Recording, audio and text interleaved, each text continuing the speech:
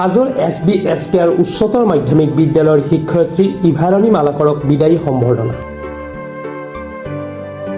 কামৰূপ জিলাৰ হাজোৰ SBSKR উচ্চতৰ মাধ্যমিক বিদ্যালয়ৰ শিক্ষয়িত্ৰী ইভাৰাণী মালাকৰক আজি বিদায়ী সম্বৰ্ধনা জ্ঞাপন কৰা হয়।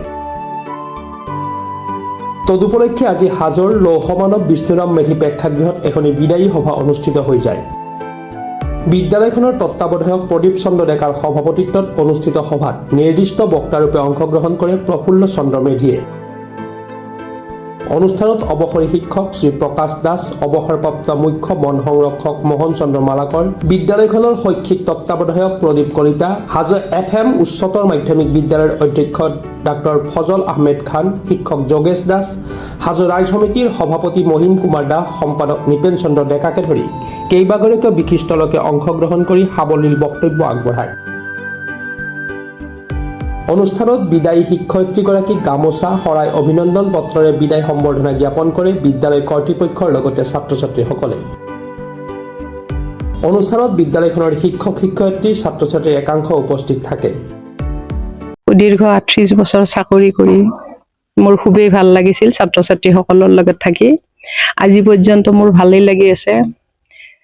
ছাত্ৰ ছাত্ৰীসকলক কেনেকে মেৰুদণ্ড চিধা কৰি তেওঁলোকক সমাজত আগবঢ়াই নিব পাৰোঁ, সেইটোৱে মোৰ প্ৰথম দায়িত্ব আছিলে। আৰু এই কথাখিনি মই মোৰ ছাৰসকলৰ পৰা শিকিছিলোঁ।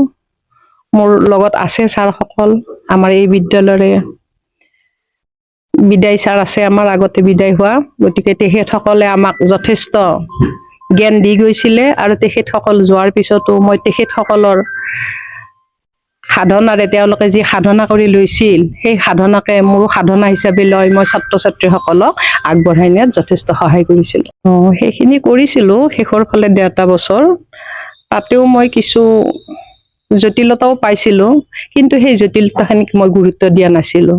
মই কেনেকৈ স্কুলখন আগবঢ়াই নিব পাৰোঁ দেহে কেহে খাটিছিলোঁ। আৰু কিছুমানে কয় যে এনেকৈ থাকিলেনো কি হ'ব, কাম কৰিলেতো ভালেই কিন্তু ফলটো নাই, ১.৫ বছৰহে পালা। গতিকে মই কৈছোঁ মই ফল আশা নকৰোঁ, মোক ফল নালাগে, মই কাম কৰি যাম, স্কুলখন কেনেকৈ ভাল হ'ব পাৰে মোৰ সেইটোৱে প্ৰথম গুৰুত্ব আছিল। ময়ো আৱেগিক হৈছোঁ, কাৰণ মই কৈছোঁৱে যে এই বিদ্যালয়তে মোৰ জন্ম, এই বিদ্যালয়তে মই জীৱনৰ প্ৰায় 4/3 গুচি গ'ল। তথাপি মই হতাশ হোৱা নাই। আৰু যাতে মই এই বিদ্যালয়ৰ কাৰণে কিবা এটা কৰিব পাৰোঁ সেইটো মোৰ এতিয়া আশা পুহি ৰাখিছোঁ।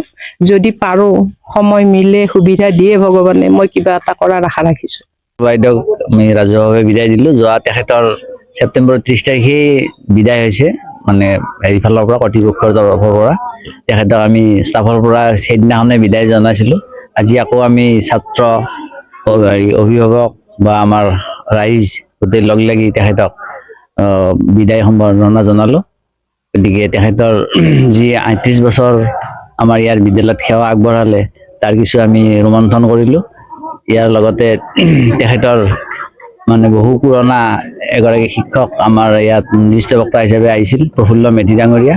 তেখেতেও বাইদেউৰ দেউতাকৰ কথা বা বাইদেউৰ কথা, পূৰ্বৰ কথা বহুখিনি আমাক অৱগত কৰি থৈ গ'ল। আমি নজনা কথা বহুখিনি কথা জানিলোঁ। গতিকে আজি সঁচাই আমাৰ বাইদেউক এনেকুৱাকৈ বিদায় দিবলৈ পাই আমাৰ ভাল লাগিছে। প্ৰতিগৰাকী ব্যক্তিৰে আমি ইয়াৰ গোটেই বিদ্যালয়ৰ পৰিয়ালে মানে বাইদেউক আজি তেনেধৰণে বিদায় জনাবলৈ পাই আমি দুখো লাগিছে যদিও আমাৰ তাৰ মাজতো অলপ কিবা ভাল লাগিছে। গতিকে মোৰ ফালৰ পৰা আপোনালোকক ধন্যবাদ জনাই এইখিনি জনালোঁ। আৰু হাজোৰ পৰা কমলাকান্ত দাসৰ ৰিপৰ্ট, প্ৰাতঃ টাইম ডিজিটেল।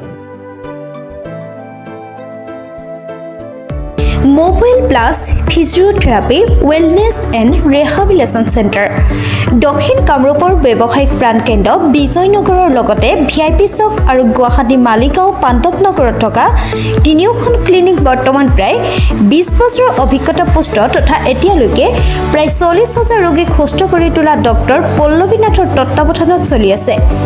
এই ফিজিঅ'থেৰাপি চেণ্টাৰ তিনিটাত বৰ্তমান অভিজ্ঞ ডক্টৰৰ দ্বাৰা যিকোনো জটিল ফিজিঅ'থেৰাপি চিকিৎসাৰ লগতে যিকোনো ৰোগীৰ ঘৰলৈ গৈ চিকিৎসা সেৱাৰ সুব্যৱস্থাও ৰাখিছে। আমাৰ ঠিকনা mobile plus physiotherapy wellness and rehabilitation centre, opposite ওপৰশালী বিজয়নগৰ SBI ব্ৰাঞ্চ। আমাৰ VIP চকৰ ঠিকনাটো হ'ল VIP Chowk near VIP bus stop Borjhar Guwahati. আমাৰ মালিগাঁও ঠিকনাটো হ'ল চেলাছ 360 physiotherapy and rehabilitation centre Maligaon Pandavnagar Guwahati 12। আমাৰ যোগাযোগ নম্বৰ হৈছে 8011744696।